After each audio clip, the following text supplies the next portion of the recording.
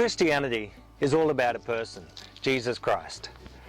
It's not about embracing religion or a set of rules, having to obey them, but it's simply responding appropriately to Jesus.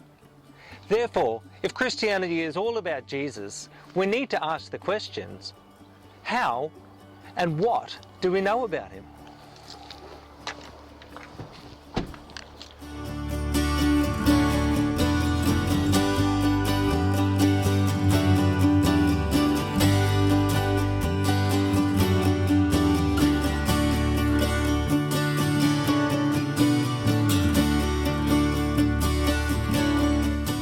There are some interesting pieces of writing by non-Christian philosophers and historians in the period shortly after Jesus walked here on earth. By looking at these accounts, it confirms for us that Jesus really was a man of history and not a myth. Mara bar Serapion was a Stoic philosopher who lived in Syria. In 73 AD, he wrote a letter to his son. In this letter, he refers to Jesus as a king, a teacher, and a martyr. Tacitus, the Roman historian, in his writings Annals in 116 AD, confirmed that Jesus was executed by the order of the Roman governor Pontius Pilate. He also confirms the existence of many followers of Jesus in Rome at the time of Emperor Nero around 60 AD.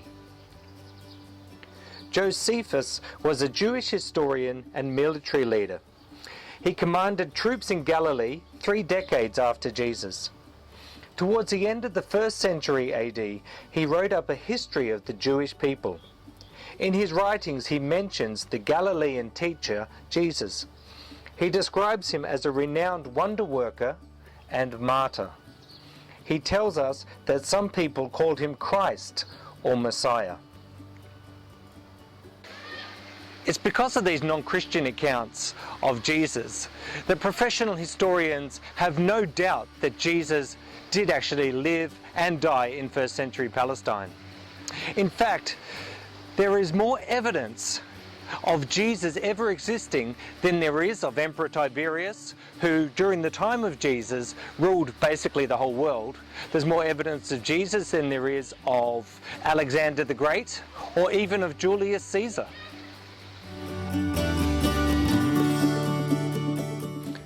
Alexander the Great lived at 300 BC. Our most reliable sources about him were written by Arrian and Plutarch, written in 100 AD. That's 400 years after his death. But it's not only the dating of these documents that is significant, it's also the sheer amount of documentation of evidence for Jesus that's really substantial. When we compare this to Jesus, we see that we have manuscripts written from only 30 years after Jesus died. Julius Caesar lived 100 BC, but there were only 20 manuscripts in existence over a period of 1,000 years. We compare that to Jesus, we have more than 5,000 ancient manuscripts, 8,000 Latin manuscripts, and more than 9,000 manuscripts in other languages. The historical evidence for Jesus actually existing is overwhelming. So what we can conclude from this non-Christian documentary evidence about the life of Jesus is that we know when Jesus lived, we know where he lived, we knew that he was Jewish, we knew that he assumed the role of a public teacher, we also know that where he taught he drew a great crowd. We knew that he engaged in supernatural acts.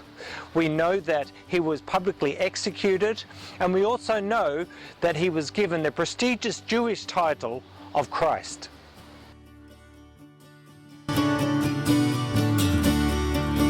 But looking at these non-Christian documentation of the life of Jesus is not where historians leave the trail of evidence. In fact, the most important sources for looking at Jesus were left by his followers themselves, and they're written for us in the books of the New Testament.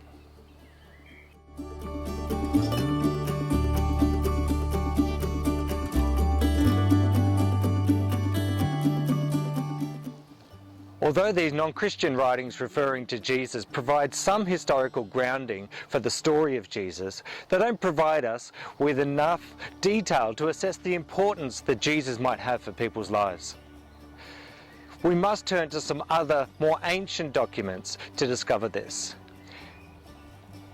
Our most comprehensive knowledge of Jesus comes from the biographies of his life. They are called the Gospels of Matthew, Mark, Luke, and John.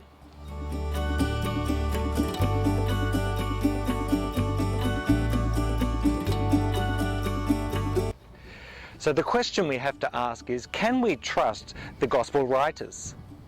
So to answer that, we're going to look at a few things. Firstly, the people mentioned in the Gospels, the dates of events mentioned and the places, as well as the major events, are all confirmed by the non-Christian accounts that we've already been referring to. They all line up. Secondly, the way in which the Gospels are written demonstrate particular detail and inside information that would only belong to a genuine eyewitness account. Thirdly, the Gospels primarily spell out the life and ministry of Jesus, recording major events and major sections of his teaching, similar to other historical writings of the time. The way that they are recorded serves as an historical preservation and account of the life of Jesus.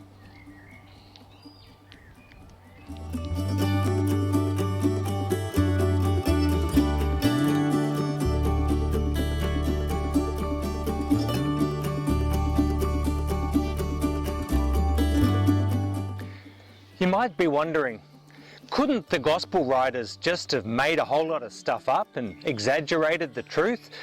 Stretched it out to suit their own purposes?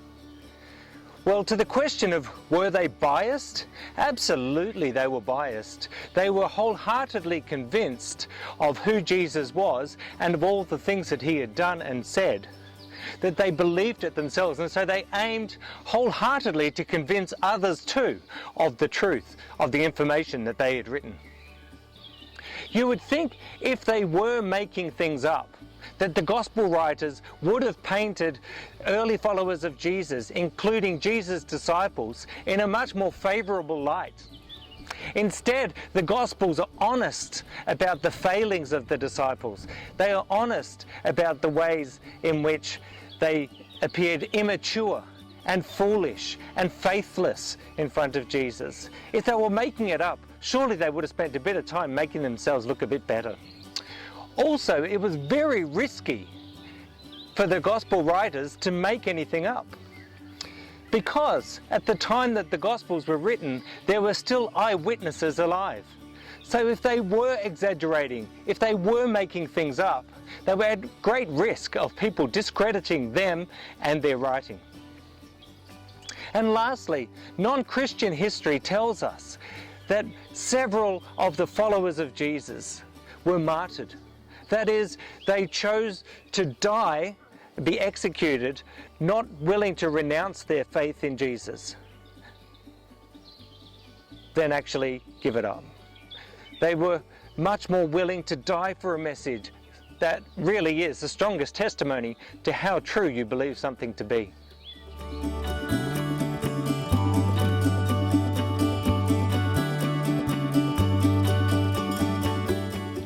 For the purpose of this series in discovering the real Jesus, we're going to look at the biography of Jesus written by Luke.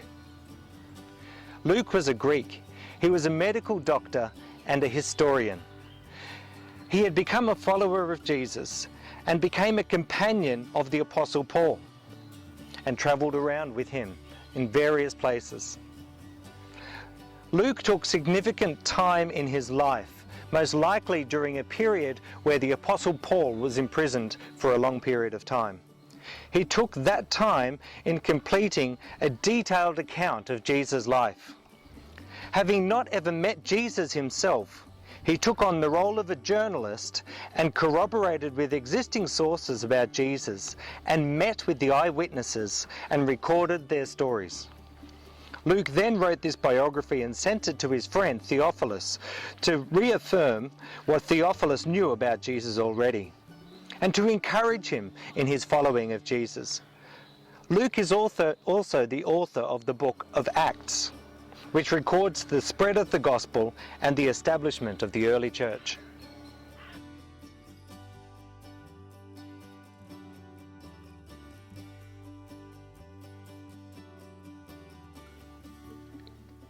Many have undertaken to draw up an account of the things that have been fulfilled among us, just as they were handed down to us by those who from the first were eyewitnesses and servants of the word. Therefore, since I myself have carefully investigated everything from the beginning, it seemed good also to me to write an orderly account for you, most excellent Theophilus, so that you may know the certainty of the things you have been taught.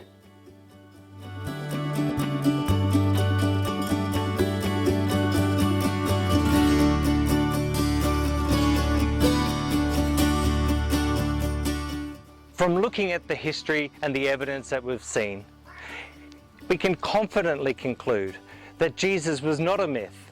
He is not a person of fiction, but he really is a verifiable person of history. So now our job is to go and look more at the life of Jesus in more detail. And as mentioned before, we're going to be looking into the biography written by Luke.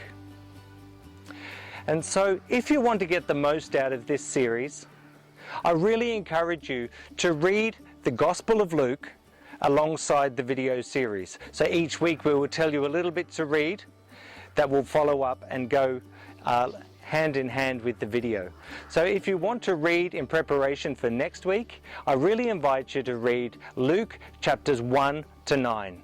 Now if you don't have a Bible, please look at the information at the end of this video. We are able to get a Gospel of Luke into your hands, or else we're going to have a link to how you can find the Bible online as well. So please come with us and join and tune in next week as we look again at Reframing the Revolutionary. We're going to look at the revolutionary revealed.